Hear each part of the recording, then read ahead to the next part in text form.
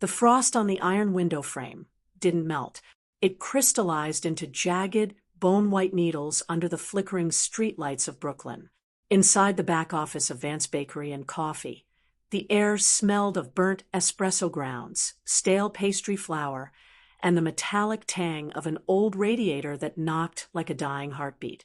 Clack, clack, clack. Sign the surrender of your voting shares by midnight, Adrian, or I release the audit. Arthur's voice rasped through the phone speaker. The static hissed like steam escaping a broken pipe. A single woman with a history of unstable personal relationships cannot hold controlling interest in the Vance Family Trust. The board will vote you out before dawn. Adrian's fingers froze over the cold glass of her desk. Her knuckles turned white. Her pulse hammered in her throat, fast, sharp, and suffocating. The 60-day countdown clock on her laptop screen ticked down to 0. To understand how a $150,000 fake marriage contract became her only weapon to survive this night, we have to turn the clock back to 3 weeks ago. It began on a freezing Tuesday evening in November. The rain outside hit the pavement with the heavy, rhythmic thud of wet gravel. The scent of damp wool and exhaust fumes drifted through the front door every time the chime rang. Adrian stood behind the counter, staring at the financial ledgers spread across the polished oak surface. Her eyes burned under the harsh fluorescent lights. For coffee shops. For locations built from the ground up by her father's calloused hands and her own sweat. Yet, the ledger lines bled red. Not because the business was failing, but because every spare dollar was being drained by the legal fees required to fight her Uncle Arthur in court. The chime above the door rattled. A gust of wind pushed a man inside. He wore a faded canvas work jacket stained with black grease at the elbows. A heavy tool belt clanked against his hip, smelling of cold iron, copper wire, and rain. He pulled off his wet beanie, revealing dark hair plastered to his forehead. His face was sharp, tired, with dark circles etched beneath his eyes like bruises. "Vance Coffee?" the man asked. His voice was low, gravelly, roughened by the freezing wind outside. "I'm Eric. Chloe sent me about the broken commercial grinder in the back." Adrian looked up. Her gaze locked onto his hands. They were large, rough, with small scars across the knuckles, but they were steady. He didn't look at her with the predatory calculation she had grown used to seeing in men. He looked exhausted. He looked like a man carrying a mountain on his back. In the quiet office, surrounded by the bitter aroma of roasted beans, they sat across from each other. Between them lay 2 lives broken by different machinery. Adrian pulled out a single sheet of paper. Her voice was flat, stripped of all emotion, a defensive armor she had worn since Desmond left her. Desmond had spent 3 years systematically dismantling her self-worth.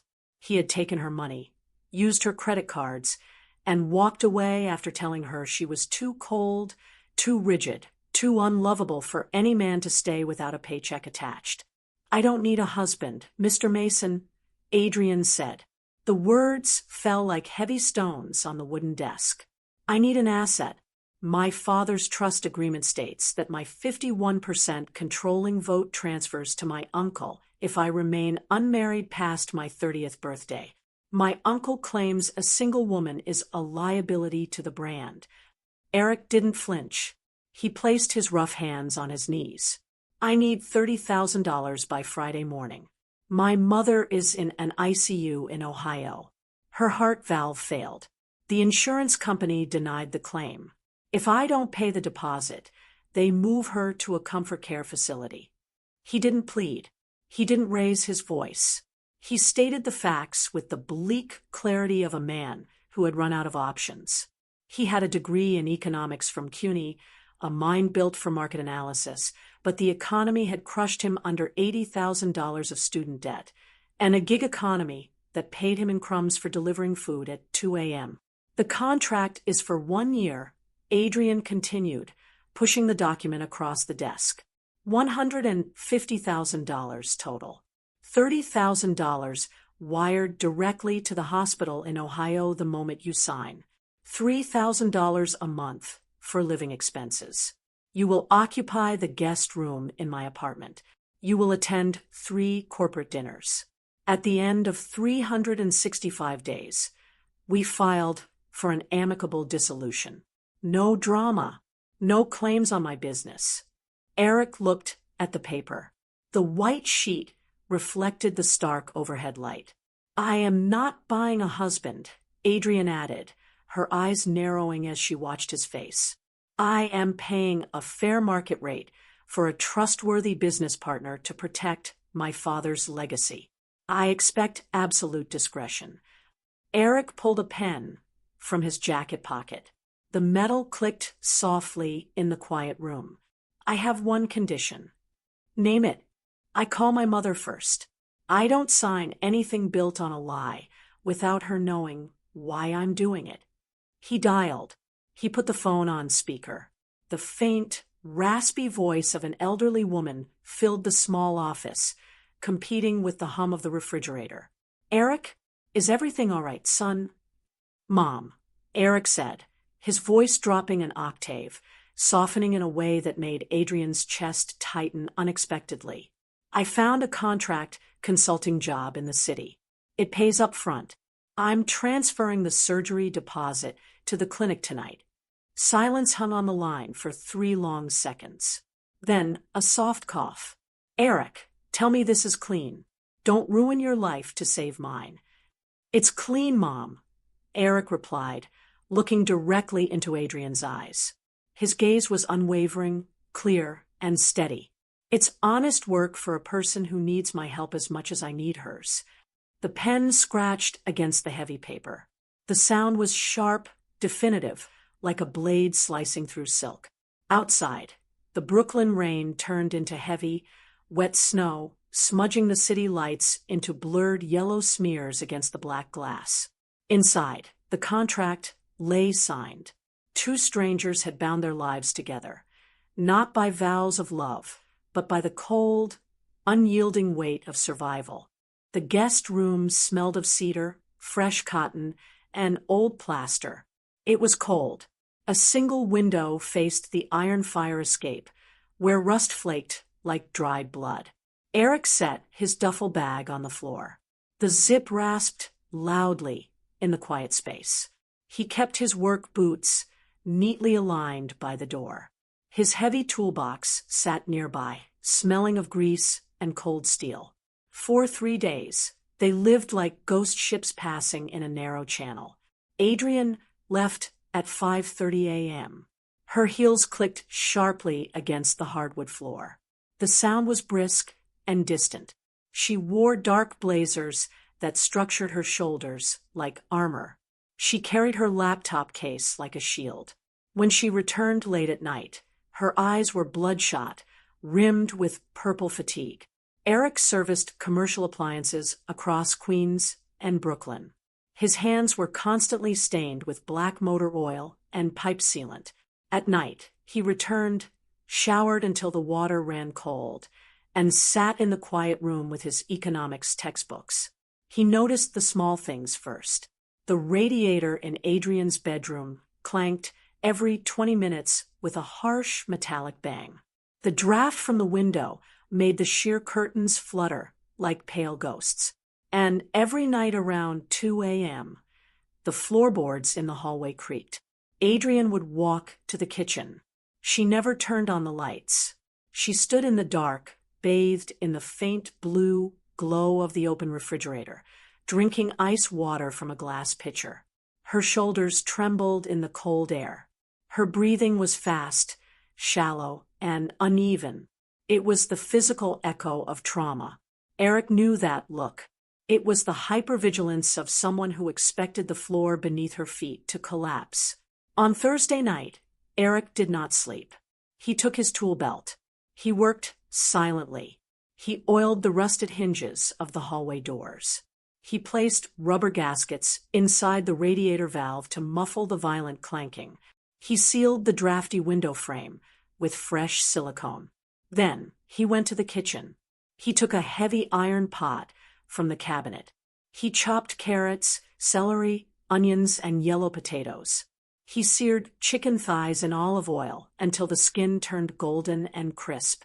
The kitchen is filled with a deep, savory aroma: roast garlic, fresh thyme, rich chicken broth, and sweet root vegetables. It was the warm, earthy smell of a home that had not existed here for years. At 2:15 a.m., the hallway floorboards creaked. Adrian stepped into the kitchen. She wore a faded gray cashmere sweater that swallowed her frame. She stopped dead when she saw Eric standing by the stove. Her body went rigid. Her eyes darted to the door, searching for an exit. "What are you doing?" Her voice was a sharp whisper, defensive and tight. Eric did not step closer. He kept his hands visible, wiping the counter with a clean cloth. "The radiator was leaking pressure," Eric said softly. His voice was low and steady. "I fixed the valve. It won't bang anymore." Adrian blinked. She looked at the radiator beneath the window.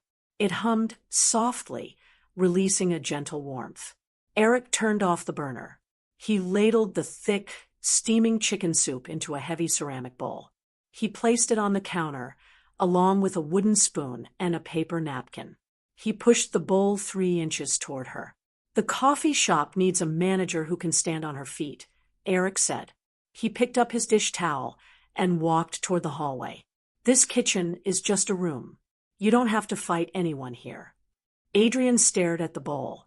The steam rose in pale, swirling curls, carrying the scent of rosemary and slow-simmered broth. Her throat tightened. She sat on the wooden stool. She took a spoonful. The broth was hot, rich, and comforting. It coated her throat, melting the cold lump of anxiety in her chest. She ate in silence. For the first time in 3 years, her shoulders dropped away from her ears. 2 days later, the past came knocking. Eric sat on a bench outside a diner in Williamsburg, waiting for Ben. The afternoon air was crisp, smelling of wet asphalt and roasting coffee beans. A yellow cab pulled up to the curb. A woman stepped out. She wore a bright red coat, designer sunglasses, and leather boots that clicked loudly on the concrete. It was Tina. Her eyes scanned the street until they locked onto Eric. She walked over, her lips curved into a practiced, melodramatic smile. "Eric," Tina said. Her voice was sweet, dripping with rehearsed sympathy. "I heard you moved out of the basement flat. Ben told me you were staying in Brooklyn. I was so worried about you." Eric stood up. He pulled his hands into his jacket pockets. He looked at her, really looked at her. 6 months ago, her presence would have made his chest ache. He had spent 2 years delivering food in freezing rain to pay their shared rent while she complained about his lack of ambition. "I'm fine, Tina," Eric said flatly. "You don't have to pretend." Tina stepped closer, her perfume, heavy, artificial jasmine, cloying in the cold air. "I know how hard things have been for you. The debt, your mom's hospital bills. I miss us, Eric. We can try again. I can help you." A car horn honked nearby. Ben walked up from around the corner, holding a manila envelope. He handed it to Eric without a word. Eric opened the envelope. Inside were printed bank statements from a joint account Tina had opened a year ago, along with printouts of hotel reservations in Miami, funded by an account registered to a man named Cunnell. The evidence was clear. Black ink on white paper. 14 months of monthly transfers. Tina's face went pale. The smile vanished, replaced by a sharp, ugly anger. "Where did you get that?" Eric didn't raise his voice. He didn't slam the paper. He folded the sheets neatly and placed them back in the envelope. "I delivered food on a motor scooter in sub-zero weather so you wouldn't feel the weight of the rent," Eric said. His voice was quiet, icy, and firm. "You didn't stay because you loved me. You stayed because I was convenient while you built a door out." "Eric, listen to me." "No," Eric cut her off. The word was a heavy iron door, slamming shut. The money I earn now is mine. My life is mine. Do not call my mother. Do not come to my workplace. We are done. He turned his back on her. He walked away alongside Ben, his boots striking the pavement with a steady, unhurried rhythm. That night, Eric returned to the Brooklyn apartment. The kitchen was clean. On the counter sat a fresh loaf of sourdough bread and a small glass jar of honey. Next to it was a handwritten note from Adrian in neat, sharp cursive. The radiator is quiet. Thank you. Eric sat on the wooden stool. He broke off a piece of bread. Outside, the New York night hummed with distant traffic, but inside the kitchen, the air was warm, still, and safe. The yellow legal pad lay on the oak table between them. Outside, rain tapped against the glass of Vance Coffee's Brooklyn branch. Inside, the air smelled of roasted Arabica beans, melted butter, and fresh cardboard. Eric pointed his pen at a hand-drawn grid. Your morning rush peaks between 7:15 and 8:30 a.m. You lose 40 customers every hour because the espresso machine takes 90 seconds per cup. Adrian looked at his notes. Neat, precise columns of data. I delivered food across 4 boroughs for 2 years, Eric said. His voice was low and rhythmic. Construction workers, nurses, subway operators, they don't want artisanal pour-overs. They want hot drip coffee and a warm egg sandwich in under 2 minutes. He redesigned the menu. He streamlined the kitchen layout, moving the toaster 3 feet closer to the counter. He introduced a $5 breakfast combo for early shift workers. In 4 weeks, revenue at the Brooklyn branch rose by 40%. The register chimed incessantly. The kitchen smelled of crisp bacon, toasted brioche, and rich dark roast. For the first time in 5 years, Adrian stopped working past midnight. She listened when Eric spoke. She delegated inventory checks to her assistant. She sat across from Eric at night, watching him analyze cash flow spreadsheets, realizing his mind was sharper than any high-priced corporate consultant her uncle had ever hired. Then, on a cold Tuesday morning, the storm broke. 2 men in dark gray suits stood inside the store. The taller man held a black leather briefcase. He smelled of dry cleaning chemicals and cheap aftershave. Adrian Vance, the taller man asked. His voice was flat and metallic. I am Agent Miller from the Independent Trustee Office. We received a formal petition from Arthur Vance challenging the legitimacy of your marriage. The air in the room went still. The espresso machine hissed softly in the background. We require immediate, separate interviews, Miller said, opening his briefcase. You have 5 minutes to comply, or we file an emergency suspension of your corporate voting rights. They were separated. Adrian was led to the back office. Eric was seated in the front booth. Inside the small office, Miller set a digital voice recorder on the desk. The red light blinked like a tiny, hostile eye. Question 1, Miller said, clicking his pen. What side of the bed does your husband sleep on? The right side, Adrian said. Her voice did not tremble. Near the door. He says he sleeps lightly because he spent years listening for water leaks in basement flats. What does he worry about when he thinks you are asleep? Adrian looked at her hands.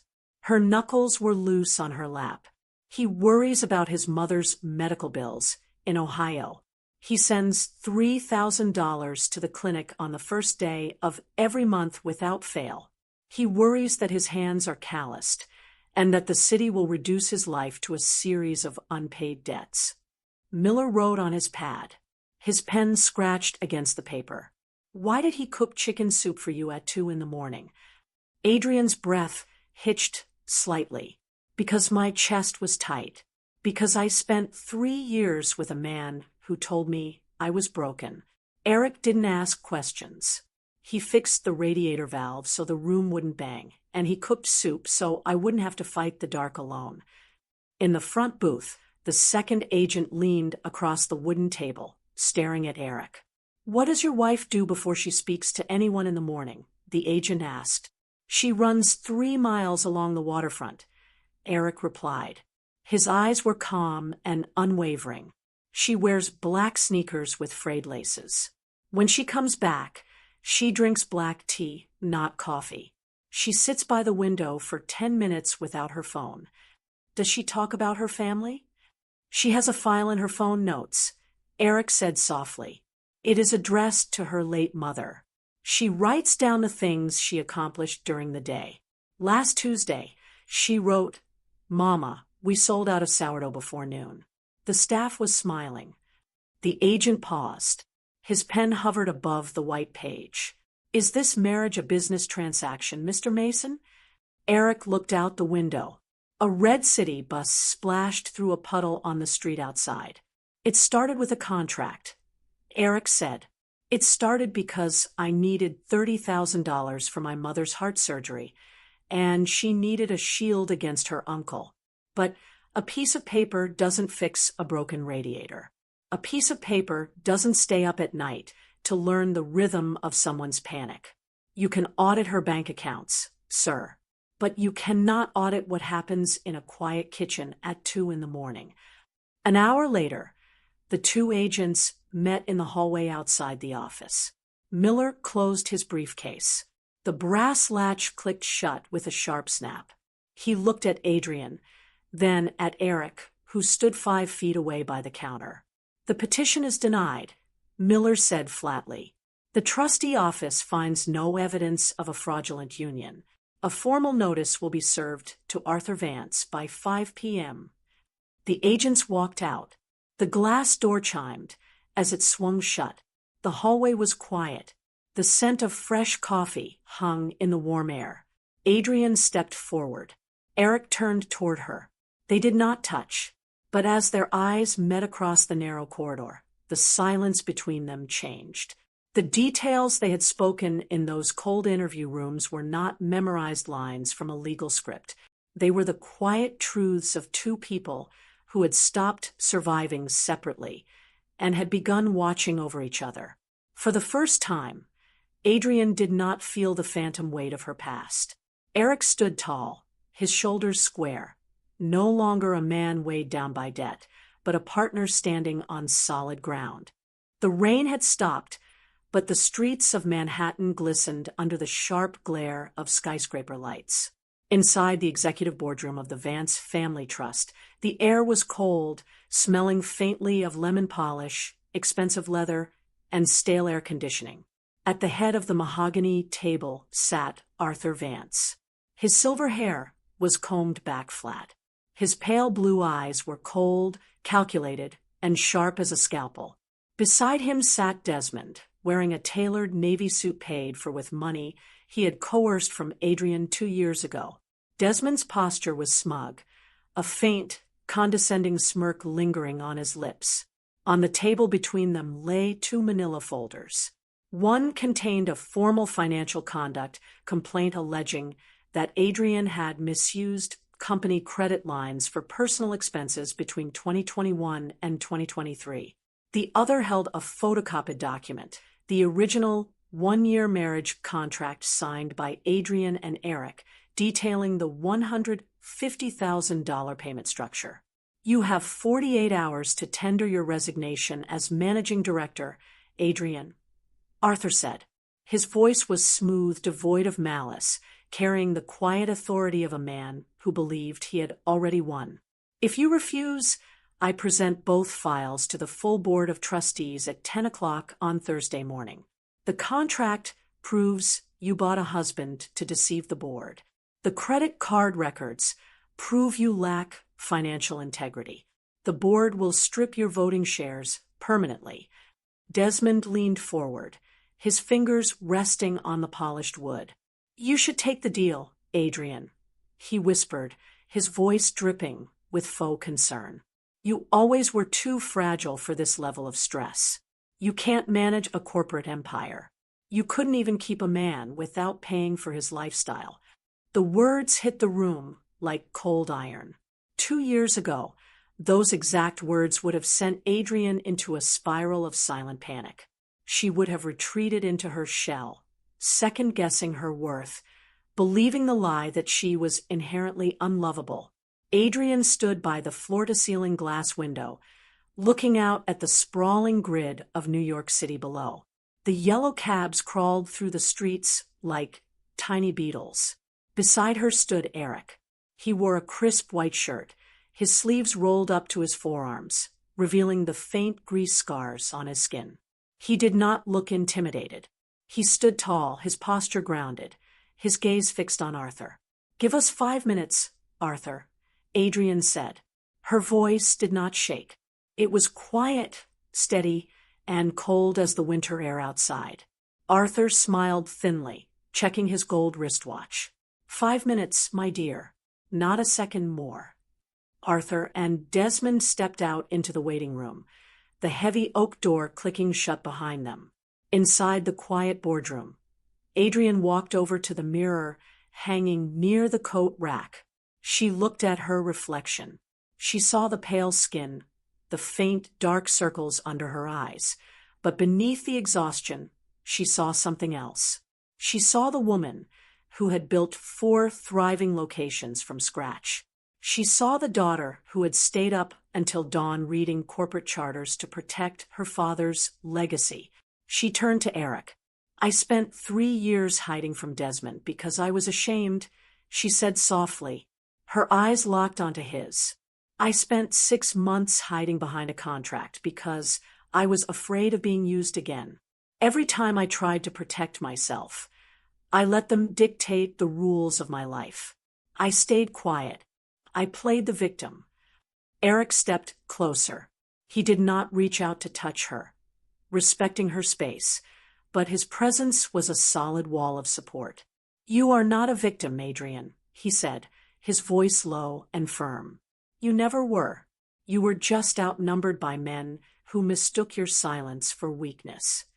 "No more," Adrian said. A profound shift settled into her chest. The fear vanished, replaced by a cold, incandescent clarity. "We are not going to resign. We are not going to hide this paper. We are going to walk into that boardroom and tell the truth ourselves before Arthur can turn it into a circus. Then we need Chloe," Eric said, pulling out his phone. "And we need to use Arthur's own weapons against him." For the next 36 hours, nobody slept. In the back room of the Brooklyn coffee shop, the air smelled of stale espresso and wet paper. Chloe sat behind a row of 3 laptops, her fingers flying across the keyboards. Eric sat beside her, reviewing 4 years of digital server logs, legal retainer invoices, and internal communications from Vance Family Trust. "Here," Chloe said, her voice sharp with sudden realization. She pointed at a highlighted line of code on her screen. March 14th. Arthur used the trust's primary legal retainer account, funded directly by the company, to pay Mr. Adele $30,000. Eric leaned in, his eyes narrowing. "Adele was the lawyer who drafted our marriage contract. Arthur paid him using corporate funds to breach confidentiality and steal the document. It gets worse for Arthur," Chloe added, opening a secondary folder. "For 4 months, Arthur has been using the company's internal server to host private strategic planning files for his co-management appeal. He used company servers, company legal budgets, and company staff time to build a personal hostile takeover against the sitting CEO." Eric looked at the timestamps. Black ink on white screens. In Section 14 of the Vance Family Trust Charter, using corporate assets for personal political gain is a direct breach of fiduciary duty. It completely disqualifies any petition filed by that board member. "He didn't just file a petition," Eric said softly, a cold smile touching his lips. "He tainted his own hands. He invalidated his own case the moment he paid Adele with trust money." Thursday morning arrived. 10 a.m. The grand conference room on the 40th floor of the Midtown Tower was packed. 11 members of the Board of Trustees sat around the oval table. The air was thick with the scent of dark wool coats, expensive cologne, and fresh roast coffee. Arthur sat at the center, looking relaxed, his hands folded neatly over his leather folder. Desmond sat in the public gallery behind him, trying to look composed. At the front of the room stood Adrian. She wore a tailored charcoal gray suit. Her hair was pulled back tightly. Her posture was erect, her shoulders thrown back. Beside her stood Eric, wearing a dark suit that fit his broad frame perfectly. His eyes were calm, his expression unreadable. Arthur cleared his throat, leaning toward his microphone. Before we begin the quarterly financial review, I wish to present an urgent governance motion regarding the CEO's personal conduct, and I claim the floor under Clause 4 of the Board Procedural Charter. Adrian interrupted. Her voice cut through the quiet room like a steel blade. As managing director, I have the right to make an opening statement before any trustee motions are entertained. Arthur's eyes narrowed. Adrian, this is highly irregular. The floor is hers, Arthur. The chairman, an elderly man with thick white eyebrows, said sternly, "Proceed, Miss Vance." Adrian stepped to the center of the room. She did not look at her notes. She looked directly into the eyes of every trustee seated around the table. 6 months ago, facing a hostile governance challenge that threatened to tear this company apart, I made a calculated business decision. Adrian began, her voice echoing clearly off the glass walls. I entered into a legally binding 1-year contract marriage with the man standing beside me, Eric Mason. I paid him a fee of $150,000 to appear as my husband. A collective gasp rippled through the boardroom. Several trustees leaned forward, whispering frantically. Arthur smiled, his eyes gleaming with satisfaction. He reached for his folder to present his motion. I did this, Adrian continued, her voice rising in strength, drowning out the whispers, because I had been burned 3 times by men who saw me not as a person, but as an access port to my father's company. I did not trust the traditional process of finding a partner. I structured a legal agreement to protect what my father built for 30 years. I am not ashamed of that decision. She turned, pointing directly at Arthur. What I am ashamed of is that I allowed fear to dictate my choices for so long, Adrian said, her eyes blazing with absolute conviction. I stood by while my uncle weaponized an outdated charter clause. But over the past 6 months, something changed. The man I hired did not just appear at corporate dinners. He read 5 years of our board minutes. He identified operational bottlenecks in our supply chain. He helped us increase branch revenues by 40%.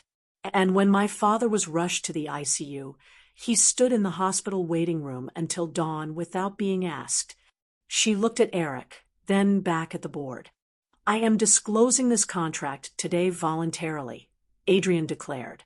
Not because my uncle threatened to leak it, but because this company deserves a CEO who operates in absolute transparency. You may judge my methods, but you cannot judge the results. Under my leadership, profits are up 12%, operational debt is down, and this company is stronger than it has ever been. Before Arthur could speak, Eric stepped forward. He pulled a thick manila folder from his jacket and placed it directly in front of the chairman. Furthermore, Mr. Chairman, Eric said, his deep voice commanding total silence in the room. We submit evidence that trustee Arthur Vance utilized $30,000 of corporate retainer funds to bribe legal counsel, Mr. Adele, to breach confidentiality and steal that contract. He also utilized company servers for 4 months to coordinate his personal takeover campaign.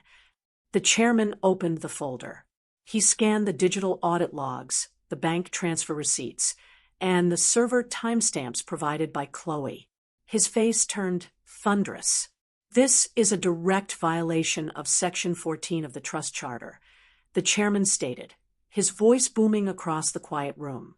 Arthur Vance, your petition for co-management is procedurally tainted, invalid, and officially dismissed. Furthermore, this board will convene an emergency session this afternoon to discuss your immediate removal from the Board of Trustees for breach of fiduciary duty. Arthur's face drained of all color. He looked around the table, but every trustee turned their eyes away from him. Desmond slipped quietly out the back door, disappearing into the hallway. The chairman stood up and looked at Adrian. Miss Vance, the board notes your voluntary disclosure. In light of your outstanding operational performance and your commitment to transparency, the board formally reaffirms its absolute confidence in you as managing director. The meeting adjourned. The room emptied as trustees stepped forward to shake Adrian's hand before leaving. Finally, only Adrian and Eric remained in the grand boardroom. The morning sun broke through the Manhattan clouds, casting long beams of gold light across the polished mahogany table. Adrian stood by the window, breathing deeply. The heavy, suffocating iron band that had wrapped around her chest for years was gone. She felt light, powerful, and completely free. Eric walked up behind her. "You did it," he said softly. Adrian turned to face him. Her eyes were bright, clear, and shining. "We did it." The autumn air in Brooklyn was crisp, smelling of fallen leaves, roasted coffee beans, and faint ozone from the East River. 6 months had passed since the boardroom victory.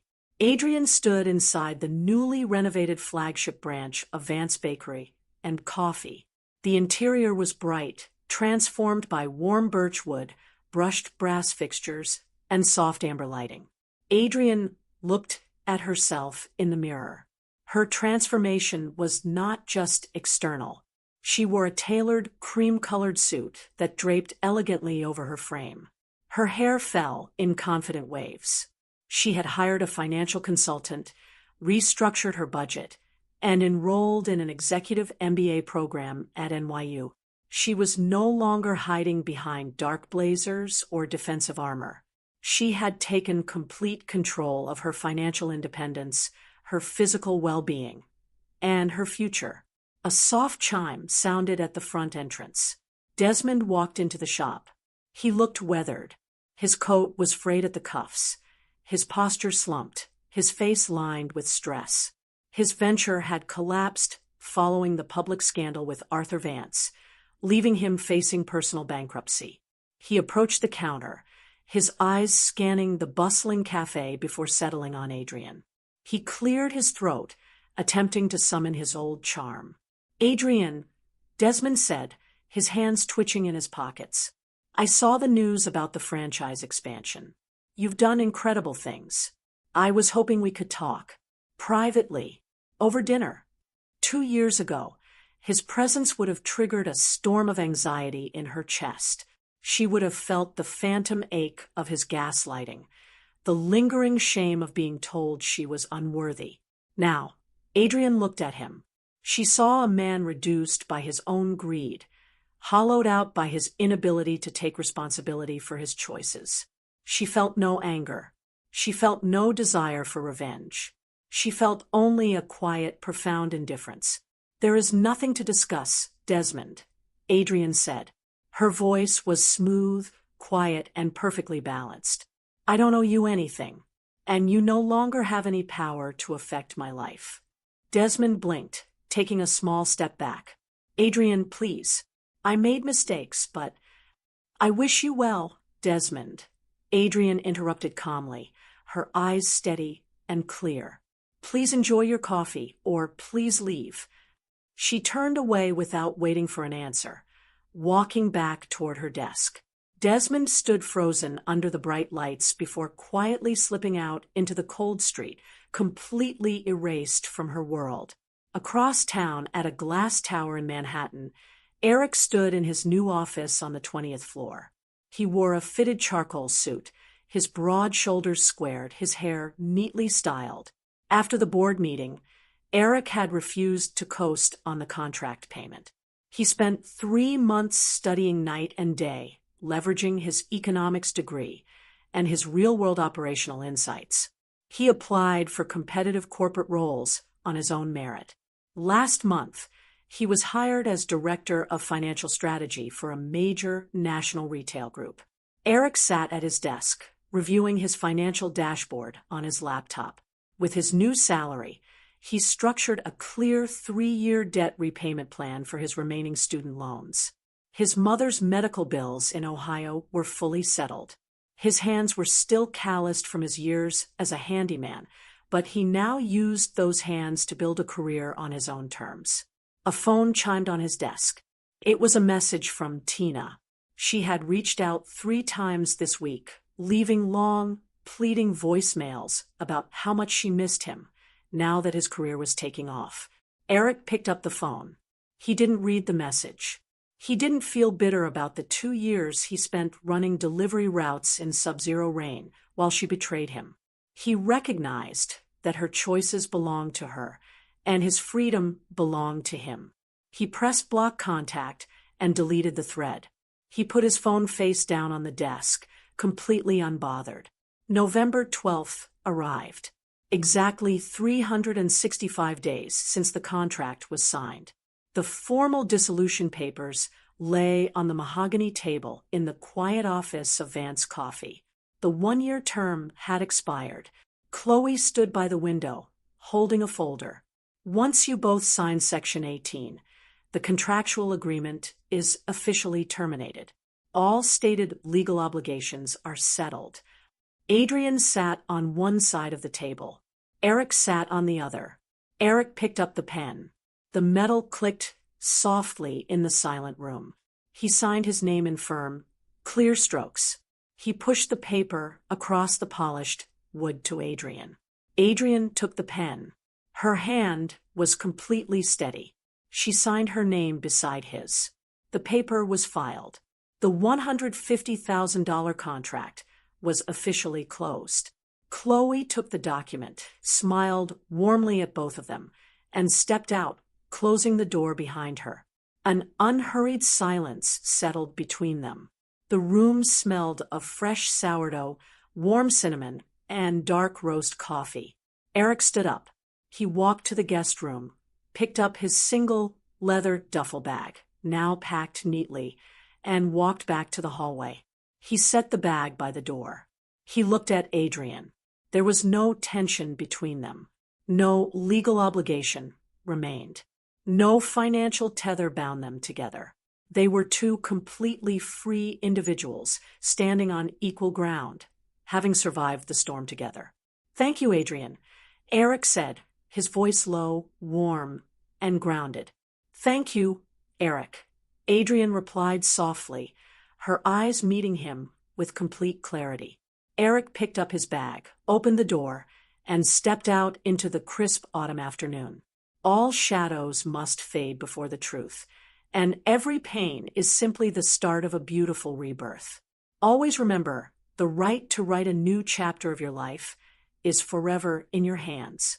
If this story resonated with you, please like, subscribe, and leave a comment below so we know we're walking this journey together.